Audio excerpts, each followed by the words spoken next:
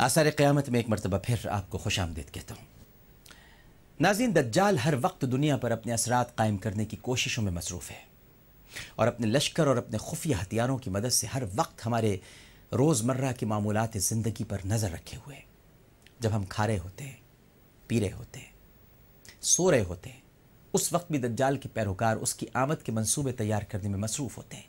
ایک ایسا شیطانی منصوبہ جس پر آج سے نہیں بلکہ ہزاروں برسوں سے کام ہو رہا ہے، اور ہزاروں برسوں کی یہ محنت اب رنگ لانے والی ہے۔ اب یہ شیطانی منصوبہ اپنی تکمیل کو پہنچنے والا ہے۔ یہ ایک ایسا شیطانی منصوبہ اور ایک ایسی جنگ ہے جس میں شیطان ان کا محافظ ہے اور دجال ان کا قائد۔ دجال کا لشکر ہر طرح کے ہتھیاروں سے لیس ہے۔ آپ کے ذہنوں میں ان ہتھیاروں سے کیا تصور ابھرتا ہے؟ ہر کوئی ان سے نمٹنا چاہتا ہے، مگر کس طرح نمٹا جائے یہ کوئی نہیں جانتا، کیونکہ ہم جس معاشرے میں زندہ ہیں ناظرین، وہ معاشرہ دجال سے نمٹنے کی صلاحیت نہیں رکھتا۔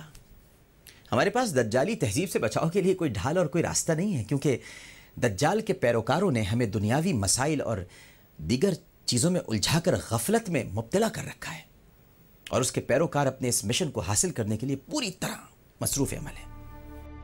اس لشکر میں تاجر، اساتذہ، سیاستدان، وکلا، ہر طبقے کے لوگ شامل ہیں، اور وہ لوگوں کی نقل و حرکت پر نظر رکھتے ہیں، اور جو ان کی راہ میں آنے کی کوشش کرتا ہے اسے ٹھکانے لگا دیتے ہیں۔ وہ کسی کو اپنے معاملات میں گھسنے نہیں دیتے اور خود کو دنیا کے نجات دہندہ کے طور پر پیش کرتے ہیں۔ جدید ٹیکنالوجی اور مواصلاتی نیٹ ورک کے ذریعے وہ ایک دوسرے سے پوری طرح منسلک ہیں اور ہر وقت ایک دوسرے سے رابطے میں ہیں۔ جدید آلات اور ٹیکنالوجی دجال کا سب سے بڑا ہتھیار ہے، اور لوگ اپنی زندگی کو زیادہ سے زیادہ پرسکون بنانے کے لیے ان ایجادات میں کھو کر دجال کو بھول چکے ہیں۔ موبائل فونز، انٹرنیٹ، ٹیلی ویژن اور بے ہنگم میوزک، یہ ہے وہ میٹھا زہر جو آہستہ آہستہ ہمارے جسموں، ہمارے ذہنوں اور ہماری روحوں میں اترتا جا رہا ہے۔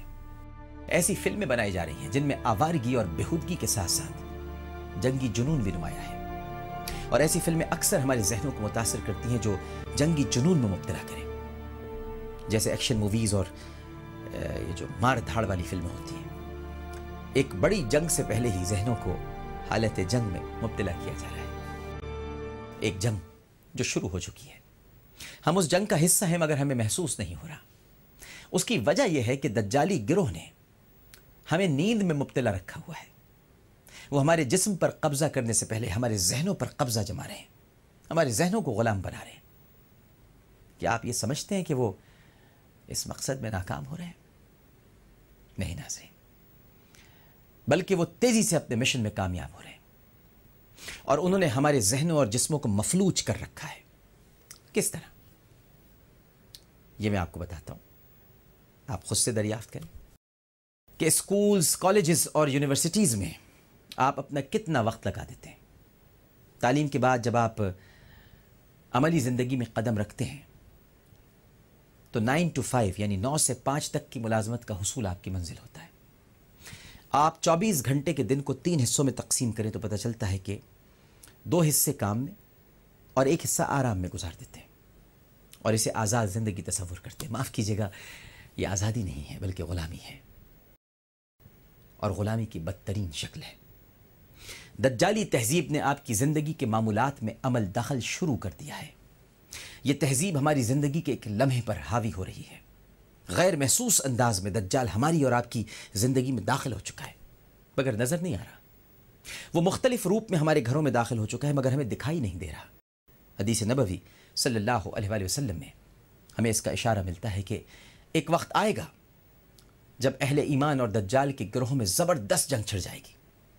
لوگ اس جنگ پر تو نظر رکھیں گے مگر اس جنگ کو بھول جائیں گے جس کا مرکز میدان نہیں بلکہ ان کا گھر ہے، جہاں آہستہ آہستہ دجال داخل ہو چکا ہوگا۔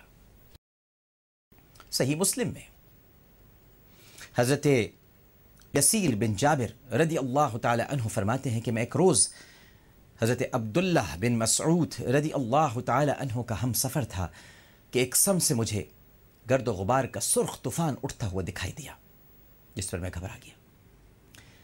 اسی دوران ایک شخص چیختا ہوا آیا اور کہنے لگا، اے عبداللہ ابن مسعود رضی اللہ تعالی عنہ، حشر کا دن قریب آ گیا۔